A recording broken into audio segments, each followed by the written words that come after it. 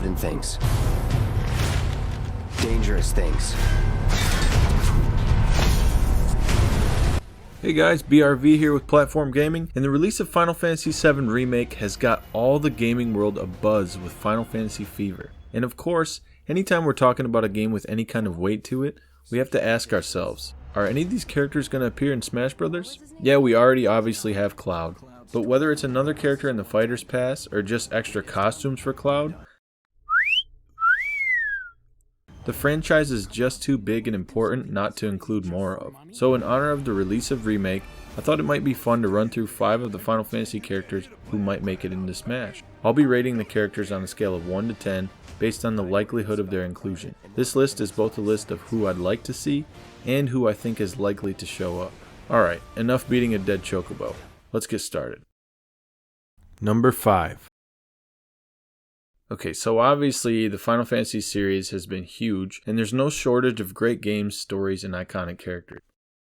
However, for number 5, I'm going to pick someone I'd personally like to see rather than one I think's likely to be, and that character is none other than the blonde brawler from Final Fantasy VIII, Zell.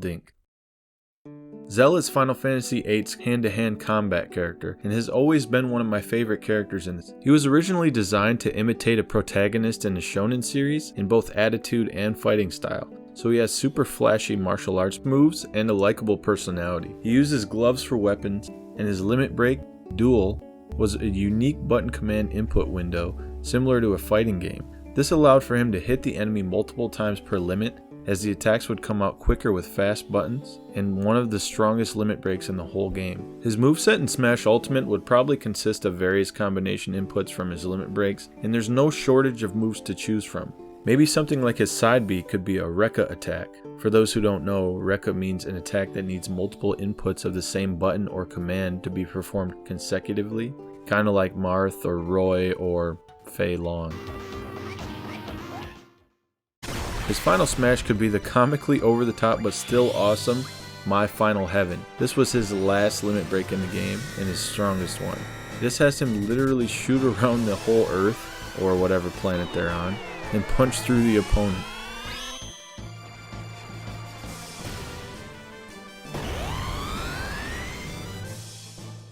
It honestly makes Falcon Punch look like a love tap.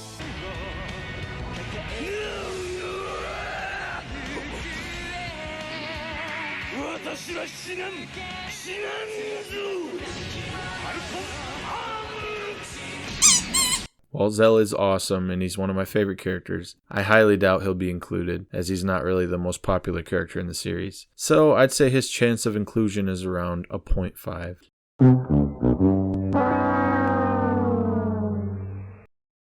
Number 4. Smash Ultimate has a ton of characters, and with more on the way, it seems long overdue that we'll be getting more female representation. And what better way to do that than with one of the most iconic ladies in the gaming world and one of the original video game waifus, Tifa Lockhart. Yes, I'm putting 2 hand-to-hand combatants next to each other. So what can I say about Tifa that hasn't already been said? She's an extremely popular character, appearing in almost every Final Fantasy VII spin-off, the Kingdom Hearts series, and the mobile games like Brave Exvius and Record Keeper. All these appearances have given her a number of looks, some more family friendly than others, so they could easily make her Smash appropriate. No pun intended. I mean, if she could make it into a Disney game, surely she could make it into a Nintendo game.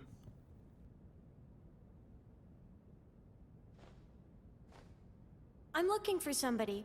Have any of you seen a guy with spiky hair?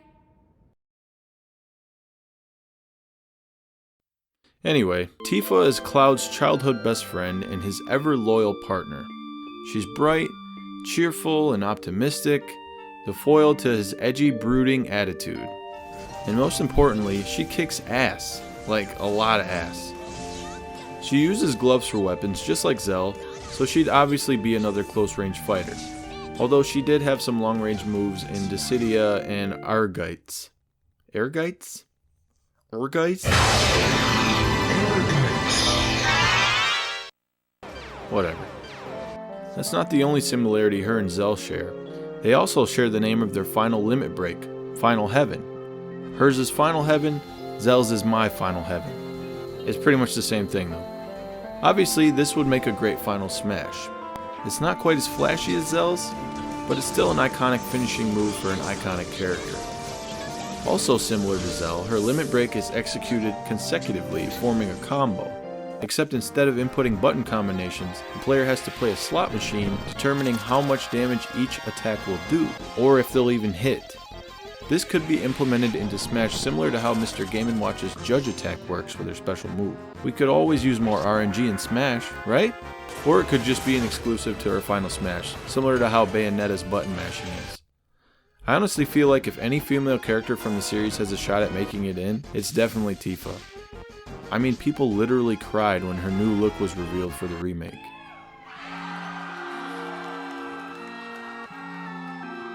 Her chance of inclusion, I'd say, is about a 7 out of 10. Number 3. Smash Bros. May have started as a melee of Nintendo characters beating on each other, but it has since turned into a sort of celebration of gaming itself. Believe it or not, Masahiro Sakurai, the creator of the Super Smash Bros. Series, is fast approaching 50 years old. He does not look like it. As such, he's been gaming a pretty long time. You can tell from the love and detail he puts into each character, he has a deep appreciation for who they are and where they come from. But his love feels especially authentic when it comes to the classic characters. Before Cloud, Squall, Noctis, and all the other fan favorites, there were the 2D sprite Final Fantasy games. While some of the characters in these games had names and stories attached to them, and some argue the best games in the series are the 2D ones, many were there mainly to perform a role in your party, or as the games call them, a job. Of these jobs, none are more recognizable to Final Fantasy than the Black Mage. Yep, that's my pick for number 3. Black Mages have a long history in the Final Fantasy series, appearing all the way back in the very first entry in 1987. Chances are, you've seen the sprite for the Black Mage at some point, even if you didn't know what it was at the time. They almost always appear with a pointed wizard hat, blue robe, blacked out shadowy face with glowing yellow eyes, and a staff. In the later games, characters would appear to fulfill the role of the Black Mage, but have a more fleshed out appearance and personality. For example, Lulu from Final Fantasy X. But the role is an essential part of the series, and almost all RPGs. It's the damage dealing spellcaster. The job uses recognizable spells to the Final Fantasy series like Fire, Blizzard, Thunder, and Stop.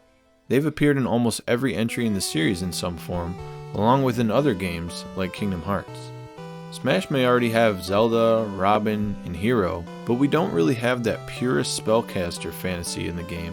His moveset could be a different elemental family for each special, maybe that level up when you consecutively attack.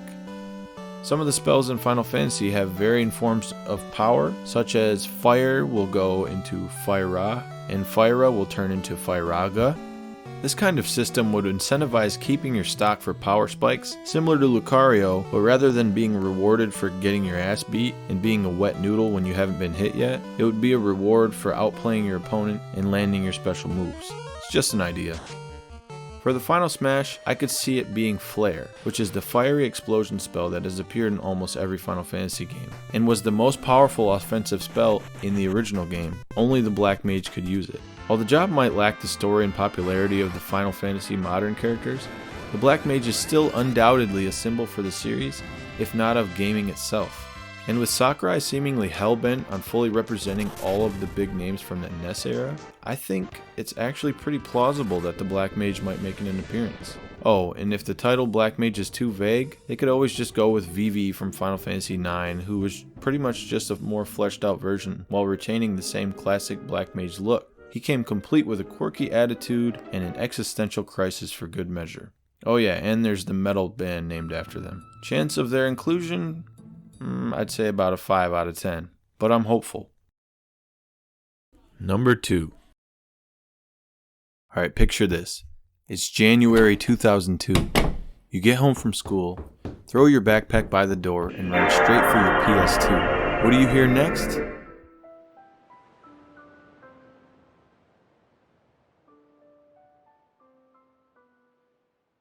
That's right, my pick for number 2 is Yuna.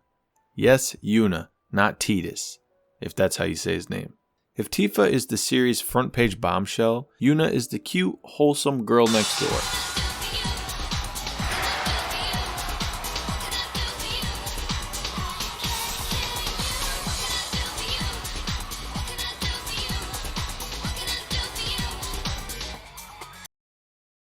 At least she was in the first game. While the 10th game in the series has plenty of standout characters and moments, Yuna has always been my favorite, and to me she's the breakout star of the game. And apparently to plenty of other people too. In a recent Japanese poll, Yuna was ranked the second highest fan favorite character, losing only to Cloud. That's pretty impressive. Yuna would be a great choice for a character for a number of reasons. Reason 1, we already covered we need more female characters in Smash. Reason 2, in Final Fantasy X2, the game had a unique job system which has you taking on different classes based on the outfit you put on for your party members. These were called dress spheres, so she could potentially draw from any one of these and fill a role in Smash Bros. This makes her moveset pretty much limitless, and the development team could really go crazy with it. But I'd personally much rather have her appear as she did in the first game. In Final Fantasy X, she's a spellcaster, which we already discussed having a lack of in Smash Bros. But she's also a summoner, which is an archetype that we don't have any representation of in Smash. Sure, there's things like the Pikmin, Mecha Koopas, Zelda's Phantom, etc. But I'm talking about a full-blown summon that fights independent of you after being summoned. Kind of like assist trophies. There are a number of summons in the game that could potentially be chosen, and a number of ways the mechanic could be implemented. It could work similar to Zelda's Phantom, with the longer you hold down the button, the more powerful the summon. Or maybe it could be similar to Cloud's Limit, with it building up with dealing damage and taking damage. Or maybe it could be a catch-up mechanic like Arsene or Terry's Go. It's not preferable, but if it were to happen, this is probably how Nintendo would do it. The summon should probably have hit points and be defeatable like Luma if it does act independent, and go on cooldown before one can be summoned again. When you summoned an Aeon in Final Fantasy X, it would temporarily take the role of the entire party, and you'd be able to give it commands. So maybe they could just do that, to where if Yuna takes enough damage, or maybe if she gets enough hits, she could just become her summon for a while. Kinda like Arsene, but not as broken. For her other specials, in the first game she mainly used support and healing spells, so she could potentially have spells to buff herself similar to Shulk maybe. But thanks to Final Fantasy X's unique progression system, the Sphere Grid, it would be just fine to give her more of the classic offensive spells from the Final Fantasy series. If not, they could always just draw from her Final Fantasy X2 attacks, with her default job in that game being a gunner, which was a pistol-wielding, fast-attacking class. Her final smash could be summoning a powerful Aeon like Bahamut, Anima, or maybe even Sin itself. Or maybe she could call in Riku and Pain for a team attack like Shulk or Joker's final smash. Either way, she's a great character and I'd love to see her in Smash. I think she'd be a great addition to the roster. Chance of her inclusion, I'd say about a 6 out of 10.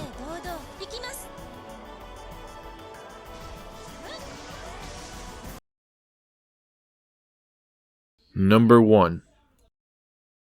Alright, let's cut the BS. You can probably guess who my number 1 pick is. I feel almost obligated to do this. Smash Bros. Ultimate and the series in general has done a pretty good job at including all types of different characters, but one area that it really doesn't have enough of is villains.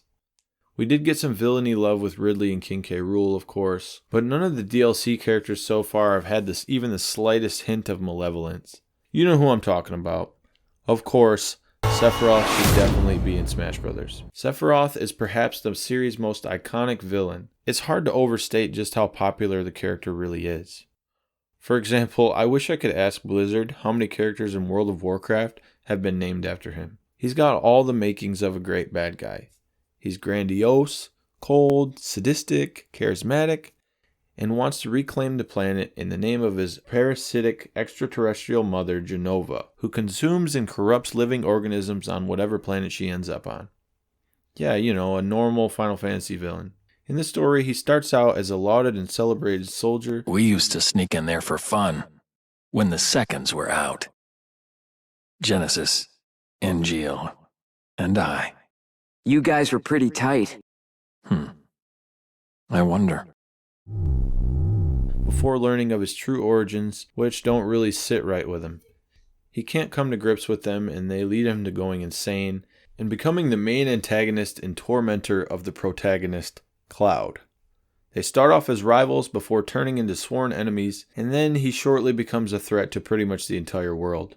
He's responsible for all types of devastation and death in the games, killing off major characters before, during, and after the main story. The battles between the heroes of the story and Sephiroth are some of the best the entire series has to offer. He uses an enormous 7-foot katana-like weapon called the Masamune, which is just as recognizable as the Buster Sword arguably.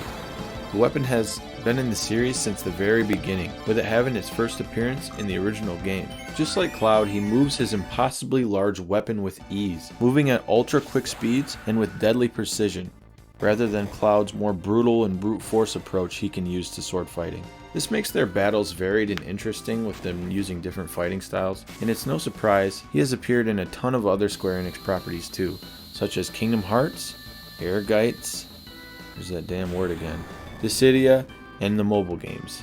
He sported a few different looks, but largely he retains the same one, his signature soldier look. He's got silver hair, he's tall, muscular, garbed in black from head to toe with metal pauldrons. He has several different forms, taking on a more angelic or demonic appearance depending on when he's fought. He's almost always depicted with his weapon. His skills in combat are unmatched in the Final Fantasy VII universe, with it requiring Cloud's entire party just to take him down.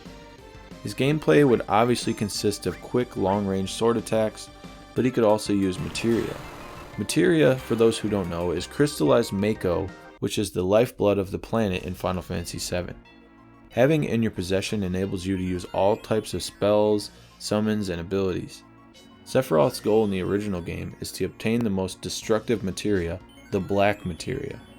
With this, he plans to use Meteor, which is a catastrophic and world-ravaging forbidden spell. This would obviously make an awesome final Smash. We haven't had a poll for character inclusion since Smash 4, but I have to imagine, especially after the remake and with how popular Cloud is, that Sephiroth would be pretty high up in the list. Oh, and I also have to mention his awesome music. His chance of inclusion I'd say is about a 9 out of 10. A couple honorable mentions who didn't make the list. One of them is Vincent Valentine.